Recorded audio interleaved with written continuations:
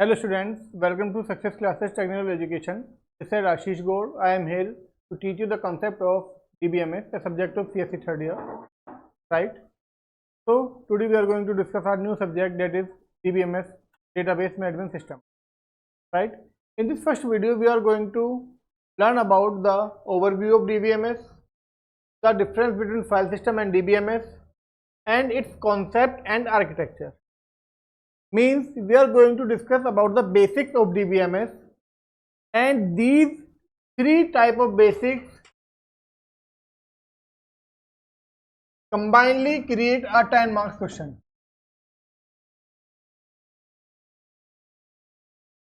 It means today's video is very important for all of you students. अगर हम exam के point of view से बात करते हैं, ये क्वेश्चन आपके एग्जाम में most of the time it means 90% आपसे पूछा ही जाता है. What do mean B DBMS, what is the difference between file system and DBMS system, and also discuss the architecture of DBMS, right. तो I hope आप सभी लोग इस वीडियो को सही से देखेंगे और अपने जो कॉन्सेप्ट हैं उनको क्लियर करेंगे, राइट. स्टार्ट करते हैं. तो before starting we must know कि DBMS कहाँ से आया, टर्म क्या है, क्या कहना चाह रहा है. तो एक इसके बारे में थोड़ा बेसिक देखते हैं या फिर इसके फुल फॉर्म देखते हैं DBMS की.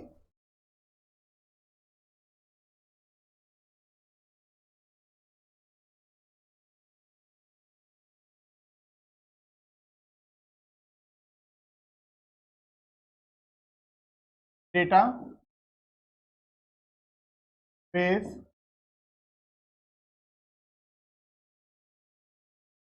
Management system,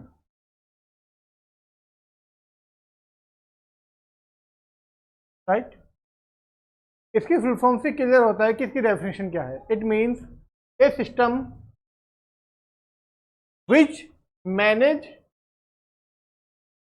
which manage the location और storage where the data is located, right. It means we are going to create a system where the data will be stored and we are going to manage that data. Manage in the sense we can update the data, we can write the data, we can delete the data, we can do multiple operation on that particular data, right. तो basic clear होगा. आगे चलते हैं. Overview of database. A database is a collection of related data organized in a way that data can be easily accessed, managed and updated. Any piece of information can be a data. For example, name of your school. Database is actually a place where related piece of information is stored and various operations can be performed on it. अभी जो आपको DBMS के full form के साथ जो definition दी थी उसी को एक्सप्लेन किया गया है. It mean database management system क्या होता है, ए प्लेस वहाँ जहाँ पर एक रिलेटेड पीस ऑफ इंफॉर्मेशन को रखा जाता है और वो related piece of information collectively data कहलाती है. और जब डेटा बहुत ज़्यादा बड़ा हो जाता है उसको एक प्रॉपर स्टोरेज फाइल में स्टोर करना पड़ता है, फिर स्टोरेज सर्वर लगाने पड़ते हैं. देन उस पर्टिकुलर सेटअप को हम बोलते हैं डेटाबेस. और उस पर्टिकुलर सेटअप को मैनेज करने के लिए अगर हम कोई सिस्टम इस्तेमाल करते हैं तो उसको हम बोलते हैं डेटाबेस मैनेजमेंट सिस्टम, राइट. अब डेटा एक छोटा सा भी हो सकता है. इट मीन्स अगर आपके नाम की बात करें हम तो आपका नाम भी एक डेटा है, राइट. और अगर मैं सबसे बड़ी डेटाबेस की बात करता हूँ फिर बड़े डेटाबेस की बात करता हूँ तो फेसबुक का जो डेटाबेस है वो भी एक डेटाबेस है, ठीक है ना. वहाँ पर भी मल्टीपल छोटी छोटी इन्फॉर्मेशन हैं. It means collective related information के कलेक्शन को ही क्या बोलते हैं, डेटा बोलते हैं. नाउ DBMS क्या है. DBMS is a software that allows creation. ये डेफिनेशन नहीं है बच्चों, डिलीशन है.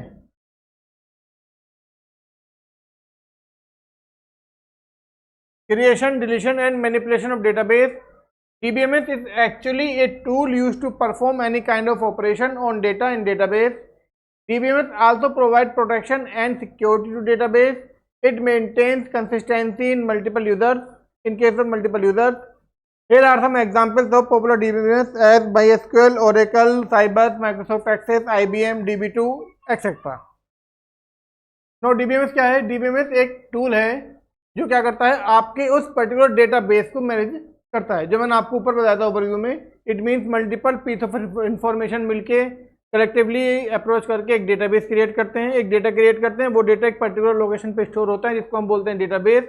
उस डेटाबेस को मैनेज करने के लिए एक सिस्टम यूज करते हैं, इसको हम बोलते हैं डेटाबेस मैनेजमेंट सिस्टम। तो बेसिकली वो सिस्टम क्या हुआ, एक टूल हुआ जो उस पर्टिकुलर डेटाबेस को मैनेज कर रहा है। वो मैनेज कैसे कर रहा है, उसके ऊपर मल्टीपल ऑपरेशन परफॉर्म करके। वो ऑपरेशन क्या क्या हो सकते हैं, क्रिएट करना, डिलीट करना, मैनिपुलेट करना, राइट। ये सब ऑपरेशन तो करता है, इसके साथ साथ क्या करता है, वो उसको सिक्योरिटी प्रोवाइड कराता है, कंसिस्टेंसी प्रोवाइड कराता है, रिकवरी प्रोवाइड कराता है, वो सब चीज़ें भी एड ऑन प्रोवाइड कराता है जो वो आपका पर्टिकुलर टूल है, डीबीएमएस है। कौन से फेमस डीबीएमएस है आपके लिए, MySQL, Oracle, Sybase, Microsoft Access, IBM DB2 and many others. आजकल के टाइम पे स्टूडेंट्स आप सब देखते होंगे कि डेटा का बड़ा क्रेज है। It means big data, database, बहुत सारे आपके कोर्स चल रहे हैं डेटा को मैनेज करने के लिए। AI टूल्स आ गए हैं जो भी डेटा के ऊपर काम कर रहे हैं। इट मीन्स डेटा जो है आपका, डेटाबेस जो एक सब्जेक्ट है, मैं इसकी बात करता हूँ तो ये काफ़ी फ्यूचरिस्टिक सब्जेक्ट है। इसमें आपको काफ़ी स्कोप है आगे जाकर, और अकेले इस सब्जेक्ट की बहुत सारी जॉब मार्केट में अवेलेबल है। तो जॉब के पॉइंट ऑफ व्यू से भी ये सब्जेक्ट के जो बेसिक कॉन्सेप्ट है उनको क्लियर करना काफ़ी इंपॉर्टेंट है आप लोगों के लिए। ठीक है, देखते हैं कंपोनेंट ऑफ डीबीएमएस। अगर डीबीएमएस की बात करते हैं तो बेसिकली 4 कंपोनेंट हैं।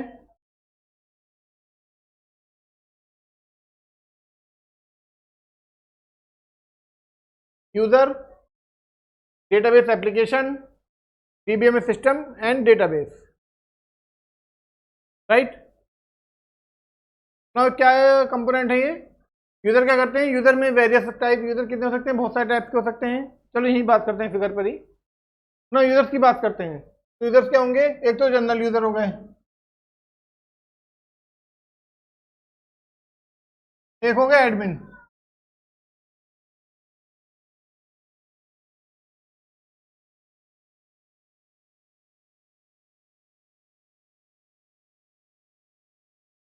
या तो जनरल यूजर होगा या होगा आपका एडमिन।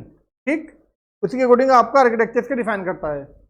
यूजर क्या करेगा, यूजर रिक्वेस्ट करेगा, किस चीज की रिक्वेस्ट करेगा, डेटाबेस को एक्सेस करने की। क्लियर है। डेटाबेस एप्लीकेशन क्या है, ये डिपेंड करती है नंबर ऑफ यूजर के अकॉर्डिंग, किस तरह का यूजर आपका वर्क कर रहा है। मे बी पर्सनल, डिपार्टमेंटल और एंटरप्राइज और इंटरनल। इट मीन्स कोई अगर एंटरप्राइज का डेटाबेस है या फिर किसी कंपनी का डेटाबेस है तो उसी कंपनी के लोग उसको एक्सेस करेंगे, तो उस एक पर्टिकुलर एप्लीकेशन के थ्रू एक्सेस करते हैं। वो डिपेंड करता है टाइप ऑफ यूजर के ऊपर।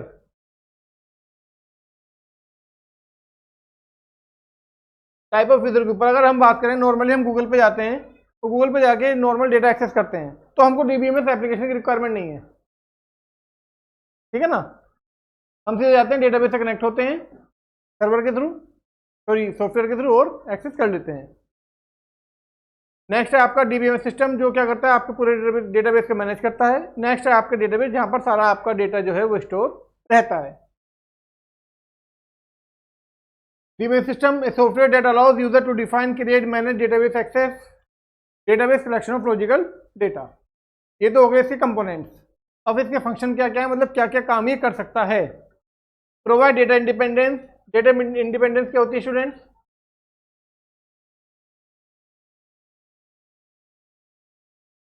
डेटा इंडिपेंडेंस होती है, you can create, alter, update the data without affecting the other related data. It means clear है, बाकी जो इसकी प्रॉपर डेफिनेशन है वो आगे पढ़ेंगे। डेटा इंडिपेंडेंस प्रोवाइड कराता है, कंकरेंसी कंट्रोल प्रोवाइड कराता है। Concurrency control means concurrently in a single time multiple user can access the data. Provide recovery service, it mean अगर डेटा लॉस्ट होता है तो उसको रिकवर करने की सर्विस प्रोवाइड कराता है। Provide utility services as create, update, delete and many other operations. Provide a clear and logical view of the process that manipulate data. एक प्रॉपर व्यू देता है जिससे एक नॉर्मल यूजर भी डेटा को मैनिपुलेट कर सकता है। ये सी कुछ फंक्शंस हैं जो डीबीएमएस हमको प्रोवाइड कराता है। और नेक्स्ट टॉपिक आता है हमारा file system versus DBMS system. Most of the videos में या फिर मोस्ट ऑफ द बुक्स में या फिर आपने ऑनलाइन कंटेंट पढ़ा होगा, वहां पर फाइल सिस्टम को एक रजिस्टर के सिस्टम में बताया गया है। ठीक है ना। अगर मैं आजकल के टाइम की बात करता हूं तो फाइल सिस्टम को हम दो तरह से देख सकते हैं, या तो आपका बेसिक रजिस्टर सिस्टम, या फिर पुराना आपका कौन सा सिस्टम था?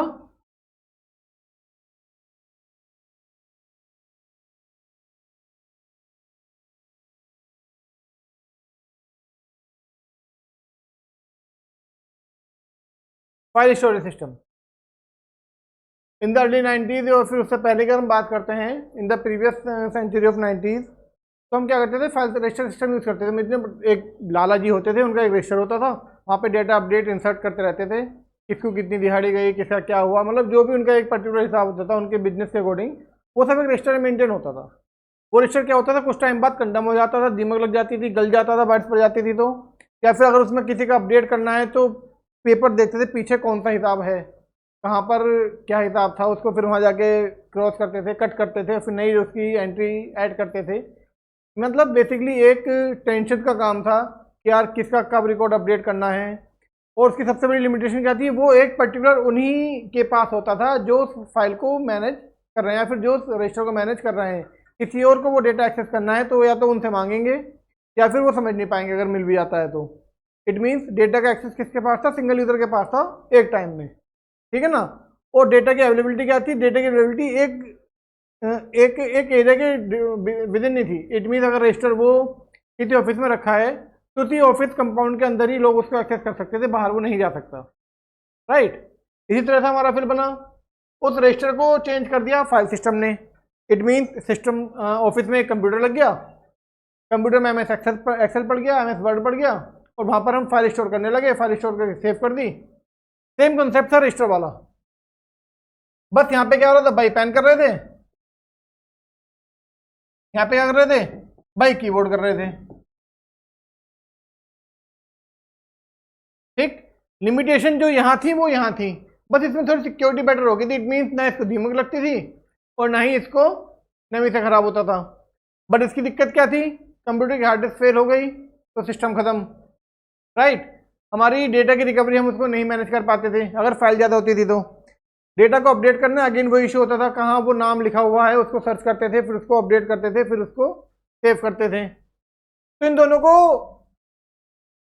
सेम ही बोल सकते हैं अगर मैं फाइल सिस्टम की बात करता हूँ तो, ठीक है ना।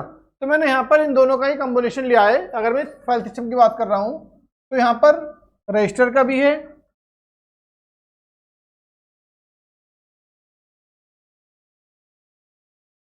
एंड फाइल स्टोरेज का भी है,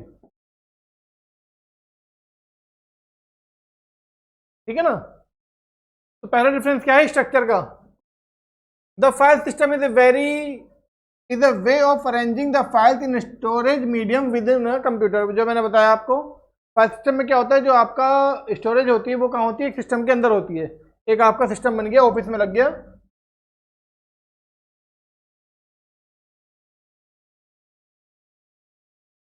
इसी के अंदर सब कुछ मैनेज किया जा रहा है। डीबीएमएस क्या है? डीबीएमएस आपका यूनिवर्सल अवेलेबल है, एक सर्वर बन जाता है, उस पर सारा डेटा स्टोर होता है, तो वो यूनिवर्सल आप कहीं भी उसको एक्सेस कर सकते हैं। Data redundancy, it means redundant data can be present in file system. Data जो डेटा में कुछ इशू होते हैं वो इशू हमारे फाइल सिस्टम में प्रोवाइड मतलब एक्सेस किए जा सकते हैं। बल्कि डीबीएमएस में क्या था, डेटा में कोई भी डेटा रिडंडेंसी नहीं रहती, वो खत्म कर दी जाती है। Backup and recovery file system में लेना मुश्किल है, आपको अलग एक पेन ड्राइव लगानी पड़ेगी, उसको रिकवर करना पड़ेगा, या फिर आपको अलग कोई सिस्टम मैनेज करना पड़ेगा जिससे आप उसकी रिकवरी कर पाएँ। बट वो आपको डेली करनी पड़ेगी, जैसे आप फाइल में अपडेट करोगे आपको उसको फिर रिकवर करना पड़ेगा, राइट। प्रोवाइड डीबीएमएस क्या होता है? ये आपका ऑटोमेटिक होता है, जैसे आप सिस्टम को अपडेट करते हैं universal all over the world वो चीज़ अपडेट हो जाती है और उसकी एक रिकवरी फाइल भी क्रिएट कर दी जाती है। क्वेरी प्रोसेसिंग, जब आपकी फाइल सिस्टम थी वो फाइल सिस्टम के सॉफ्टवेयर के ऊपर होता था कि आप किस तरह की फाइल सिस्टम का यूज़ कर रहे हैं और उसमें किस तरह की क्वेरी आप प्रोवाइड कराना चाहेंगे। डीबीएमएस में क्वेरीज होती हैं, जो इसकी MySQL यूज़ करोगे तो MySQL की क्वेरी होंगी, और Oracle यूज़ करोगे तो Oracle की क्वेरी होंगी। कंसिस्टेंसी, डेटाबेस जो आपकी फाइल सिस्टम थी उसमें आपकी लेस कंसिस्टेंट डेटा एक्सेस होता था, और जो आपके डीबीएमएस में कंसिस्टेंसी हाई होती है डेटा अवेलेबिलिटी की। कॉम्प्लेक्सिटी, फाइल सिस्टम छोटा है तो ऑब्वियसली बात है लेस कॉम्प्लेक्स होगा, डीबीएमएस सिस्टम बहुत बड़ी फील्ड है तो ऑब्वियसली चीज़ है वो थोड़ा मोर कॉम्प्लेक्स होगा। सिक्योरिटी कंस्ट्रेंट, फाइल सिस्टम आपकी लिमिटेड टू वन ऑफिस है और 1-2% ही उसको मैनेज करते हैं, तो उसकी सिक्योरिटी कंस्ट्रेंट मैटर करते हैं, क्योंकि वहाँ पे सिक्योरिटी ब्रीच हो सकती है। डीबीएमएस क्या है, उसको मल्टीपल यूजर एक्सेस करते हैं और एक बहुत बड़े लेवल पे डेटा को स्टोर किया जाता है, तो उसकी सिक्योरिटी का ध्यान भी उसी तरह रखा जाता है, right. Cost, again file system एक छोटा सिस्टम है, तो एक बहुत ही कॉस्ट इफेक्टिव वे में मैनेज किया जा सकता है। डीबीएमएस एक वास्ट सिस्टम है, तो उसको ऑब्वियसली जो कॉस्टली वो पड़ेगा ही पड़ेगा। यूजर एक्सेस, फाइल सिस्टम पे केवल एक बार में एक यूजर एक्सेस कर सकता है, डीबीएमएस में मल्टीपल यूजर एक्सेस करते हैं सिंगल टाइम में। तो ये कुछ 7-8 डिफरेंस हैं फाइल सिस्टम और डीबीएमएस के अंदर। नेक्स्ट आता है आपका architecture of DBMS. It means architecture क्या होता है, एक लुक कैसा होगा, ठीक है ना।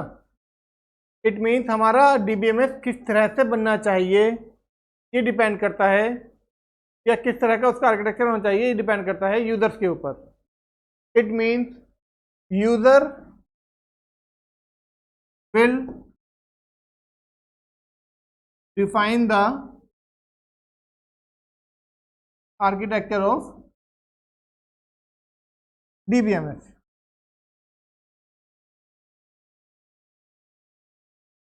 लिखा हुआ भी है, a database store a lot of critical information to access data quickly and securely, hence it is important to select the correct architecture for efficient data management. DBMS architecture helps user to get their request done while connecting to database. We choose database architecture depending on several factors like the size of the database, number of users and relationship between the users. There are two types of database models that we generally use are logical model and physical model. छोड़ दो इन सब चीजों को। Architecture basically क्या करता है, architecture एक relationship provide करता है यूजर के और डेटाबेस के बीच, ठीक है ना। इट मींस यूजर डेटाबेस को अच्छे से एक्सेस कर पाए, इजीली एक्सेस कर पाए, उसमें जो उसको क्वेरी करनी है वो परफॉर्म कर पाए, वो तब हो पाएगा जब उसका आर्किटेक्चर इजी टू अंडरस्टैंड होगा यूजर के थ्रू, ठीक। अब मल्टीपल यूजर्स के लिए मल्टीपल टाइप का आर्किटेक्चर हम डिजाइन कर सकते हैं। इट मीन्स अगर हमारे यूजर की नंबर ऑफ यूजर्स लिमिटेड हैं तो हमारा आर्किटेक्चर छोटा भी हो सकता है, और नंबर ऑफ यूजर्स बहुत ज़्यादा हैं तो आर्किटेक्चर बड़ा भी हो सकता है। इट मीन्स अगर डेटाबेस के साइज और यूजर्स हमारे कम हैं तो आर्किटेक्चर छोटा हमको बेटर रहेगा यूज़ करना, और डेटाबेस का साइज और यूजर्स अनलिमिटेड हैं तो आर्किटेक्चर जितना बड़ा होगा उतना बेटर रहता है। क्या क्या कंस्ट्रेंट होते हैं डेटा आर्किटेक्चर डिजाइन करते time, size of the database, number of users and relationship among the users, right. अब आर्किटेक्चर की बात करते हैं तो हमारे पास 3 आर्किटेक्चर हैं, 1 tier architecture, 2 tier architecture and 3 tier architecture. देखते हैं।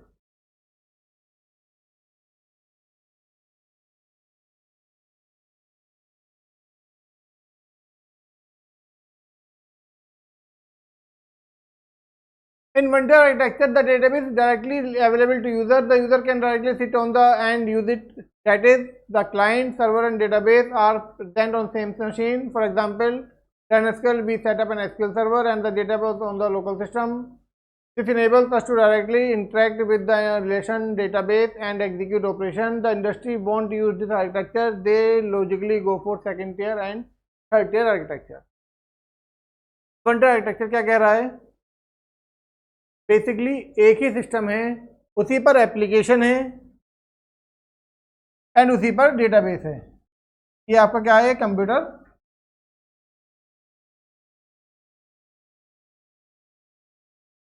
सिस्टम है, सिंगल सिस्टम है।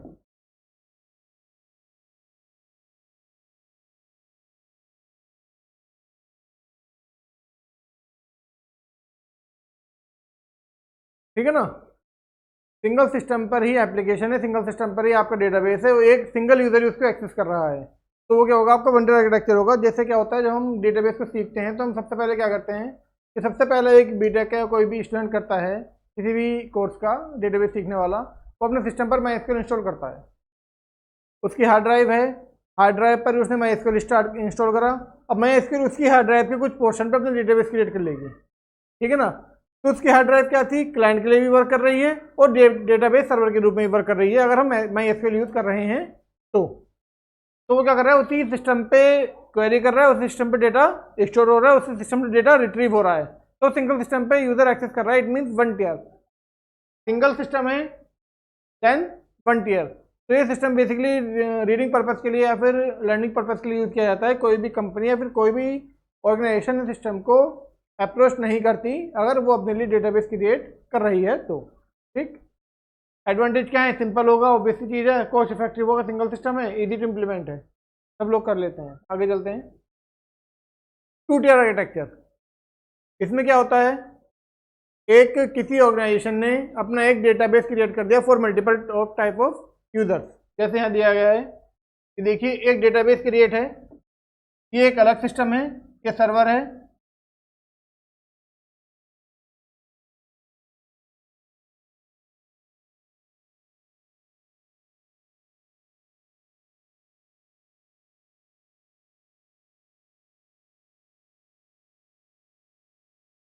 या नंबर ऑफ क्लाइंट्स हैं।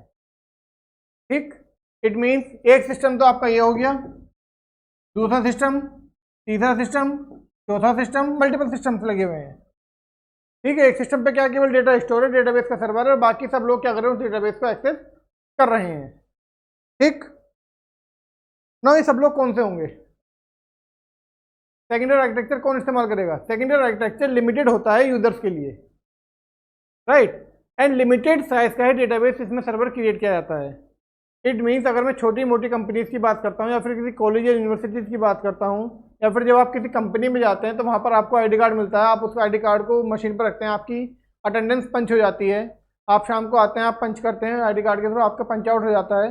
वो सब क्या मैनेज हो रहा है? आपके डेटाबेस मैनेज हो रहा है। इट मीन्स आप कॉलेज में हैं, फॉर एग्जाम्पल आपको यूनिवर्सिटी में आप इनरोल्ड हैं और वहाँ पर आपको क्वेश्चन पेपर चेक करने थे प्रीवियस ईयर के, आप जाते हो, लॉगिन करते हो और अपने क्वेश्चन पेपर आप जो भी चाहते हो डेटाबेस से एक्सेस कर लेते हो, आप अपना रिजल्ट वहाँ से एक्सेस कर लेते हो यूज़र आईडी के थ्रू। ठीक, आईडी आपकी रोल नंबर भी हो सकती है, मतलब जो भी आपको एक्सेस आईडी पासवर्ड वहाँ मिले हुए हैं। ठीक है ना, तो क्या होता है वहाँ पर नंबर ऑफ यूजर्स भी लिमिटेड हैं। अगर मैं यूनिवर्सिटी की बात करता हूँ, कितने स्टूडेंट, 1000, 2000, 5000, लाख, 10 लाख, कुछ लिमिटेड नंबर ऑफ स्टूडेंट्स होंगे यूनिवर्सिटी के। ऐसी मैं कंपनी की बात कर रहा हूँ तो कंपनी की ऑफिस के लिमिटेड नंबर ऑफ एम्प्लॉयज होंगे, वो 100 होंगे, 200 होंगे, 500 होंगे। उनके बीच में उस डेटाबेस को एक्सेस करने के लिए जो क्रीडेंशियल्स हैं, क्या हैं?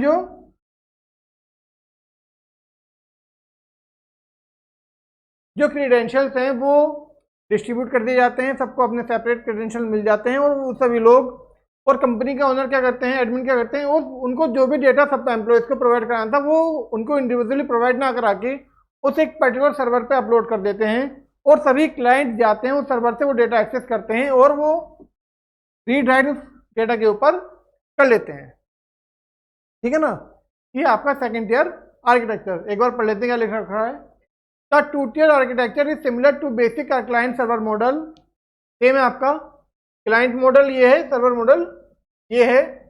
The application at the client and directly communicate with the database on the server side. APIs like ODBC and JDBC are used for this interaction. The server side is responsible for providing query processing and transaction management functionalities. On the client side, the user interfaces and application programs are run. The application on the client side establishes a connection with the system with the server side in order to communicate with the DBMS. An advantage of this type is that maintenance and understanding are easier and compatible with the existing system. However, this model gives poor performance when there are large number of users. क्या कह रहा है? अगर इसमें number of users बढ़ जाएंगे तो इसकी परफॉर्मेंस क्या होगी? वो डिग्रेड हो जाएगी। क्यों हो जाएगी? क्योंकि सभी लोग डेटाबेस को सिंगल टाइम पे एक्सेस करेंगे, डेटाबेस का सर्वर हो जाएगा हैंग। आपने कई बार देखा होगा यूनिवर्सिटी का क्या होता है, जब आप फॉर्म फिल करते हो, याद आया, जब आप लोग कोई फॉर्म फिल करते हो और जब उसकी लास्ट डेट आती है और आप फॉर्म फिल कर रहे हो, या फिर आपके बड़े भाई बहन या फिर कजन्स वगैरह करते होंगे, तो जब लास्ट डेट आती है तो आप देखते हो वेबसाइट हैंग हो गई, सब बोल देते हैं। क्यों हो गई? क्योंकि नंबर ऑफ यूजर्स का जो एक्सेस था डेटाबेस के ऊपर वो बढ़ जाता है। जितने भी उस जॉब के लिए अप्लाई करते हैं लोग, जितने भी एप्लीकेबल होते हैं, वो सभी अप्लाई करने बैठ जाते हैं कि चलो अप्लाई करते हैं, चलो फॉर्म भरते हैं, तो क्या होता है? आपकी वेबसाइट हो जाती है हैंग। इस वजह से वो काम रहता है। ठीक, एडवांटेज क्या है? इजी टू एक्सेस है, स्केलेबल है, लो कॉस्ट है, इजी डेप्लॉयमेंट है, सिंपल है। नेक्स्ट है आपका 3 टियर आर्किटेक्चर। ना 2 टियर में क्या था, क्लाइंट सर्वर आर्किटेक्चर था। 3 टियर में क्या है, आपकी एक लेयर और बढ़ जाती है। ये तो आपका डेटाबेस सर्वर है,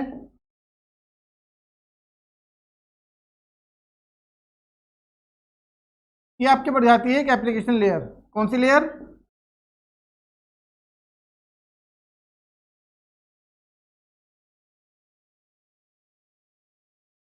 ये आपके क्लाइंट्स हैं।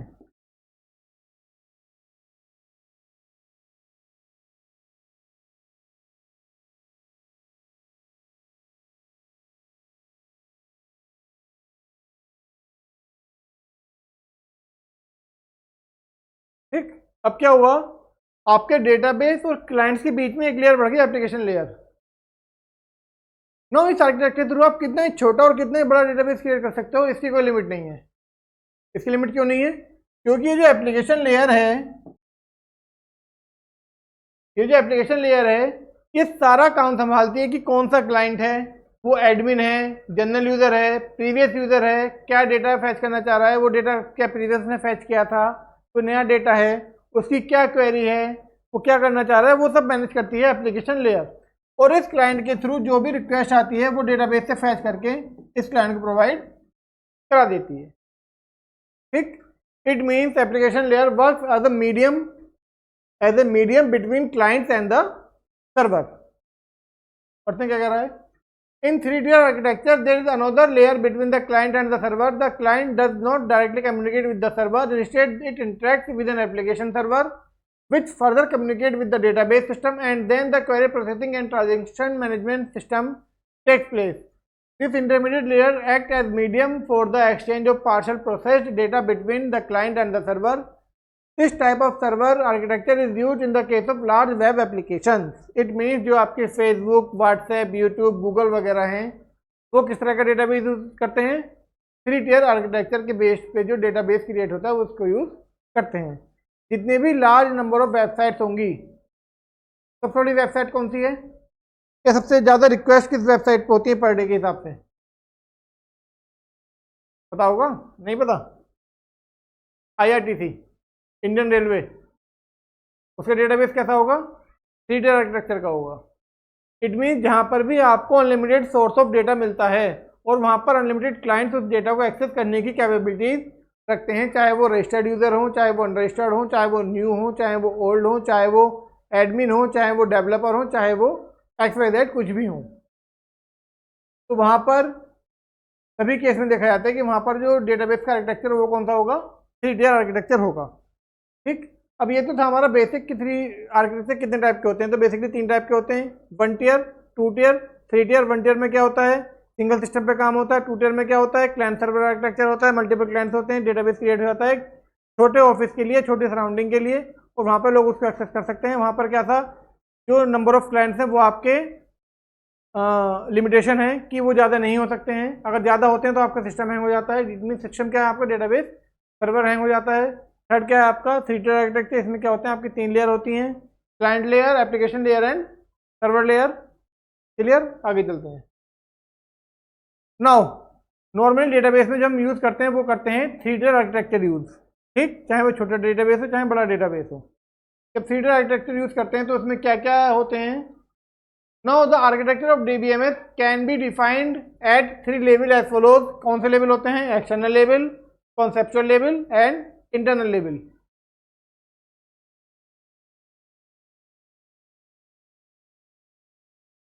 एक्सटर्नल लेवल क्या होता है, एक्सटर्नल लेवल और व्यू लेवल ये क्या करता है, डिस्क्राइब करता है डेटाबेस क्या दिखाया जाएगा यूजर को। It means external level describe part of database that is relevant to each user. This level insulates the user from details of conceptual and internal level. It means user को क्या data दिखाना है, कैसे दिखाना है, वो depend करता है हमारे व्यू लेवल पे, डेटा को किस तरह से रिप्रेजेंट किया जाए। कॉन्सेप्चुअल लेवल पे क्या होता है, डेटा किस तरह से फेच किया जाए। It means conceptual level describe what data is stored in the database and the relationship among the data. Data किस तरह से स्टोर किया गया और उसके बीच रिलेशनशिप क्या है। एक्सटर्नल लेवल क्या करता है, डेटा किस तरह से दिखाया जाए। व्यू लेवल क्या, कॉन्सेप्चुअल लेवल क्या करता है, डेटा किस तरह से स्टोर किया जाए। इंटरनल लेवल, स्टोरेज लेवल क्या करता है, data is physically representation of database on the computer, this level describe how the data is stored in the database. ये क्या करता है, व्यू ऑफ डेटा,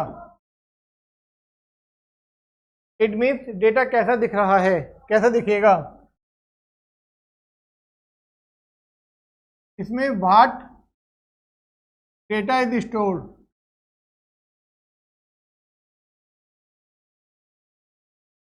इसमें how data is stored.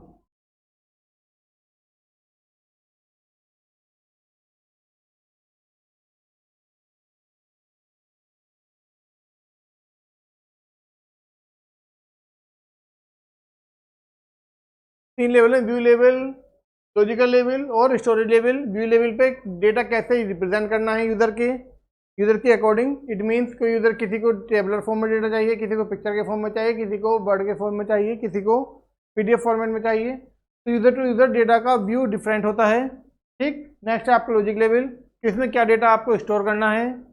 Third है आपका स्टोरेज लेवल, डेटा कैसे store करना है। ये सब देखते हैं, एक इसकी इमेज है, देखते हैं इसको। पहला आपका आया एक्सटर्नल लेवल,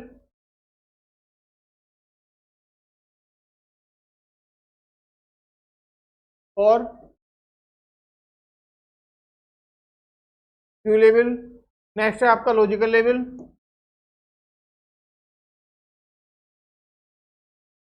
थर्ड है आपका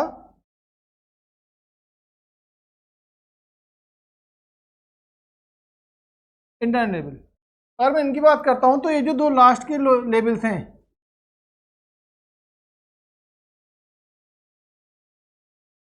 राइट, मैं पहले की बात करता हूं तो ये तो होता है user centric,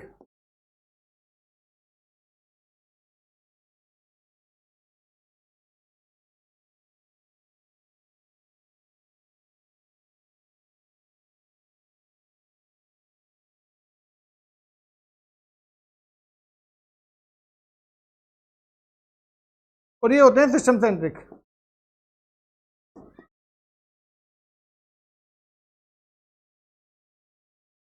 user centric means multiple number of user हैं, नंबर ऑफ यूजर्स हैं, वो डेटा को देखना चाह रहे हैं। अब उनको डेटा कौन सा देखना है और किस फॉर्मेट में देखना है वो यूजर टू यूजर वेरी करता है, ठीक है ना। इसमें सिस्टम को कुछ काम नहीं है। मुझे डेटा पीडीएफ फाइल में देखना होगा, कोई एक्स बंदा है उसको डेटा देखना होगा जेपीजी फॉर्मेट में, कोई वाई बंदा उसको डेटा देखना होगा टेबल के फॉर्म में, कोई जेड बंदा उसको डेटा देखना होगा वीडियो के फॉर्म में। इट मीन्स डेटा की रिप्रेजेंटेशन किस तरह से हो वो डिपेंड करेगा यूजर के अकॉर्डिंग, उसमें सिस्टम को कोई मतलब नहीं है।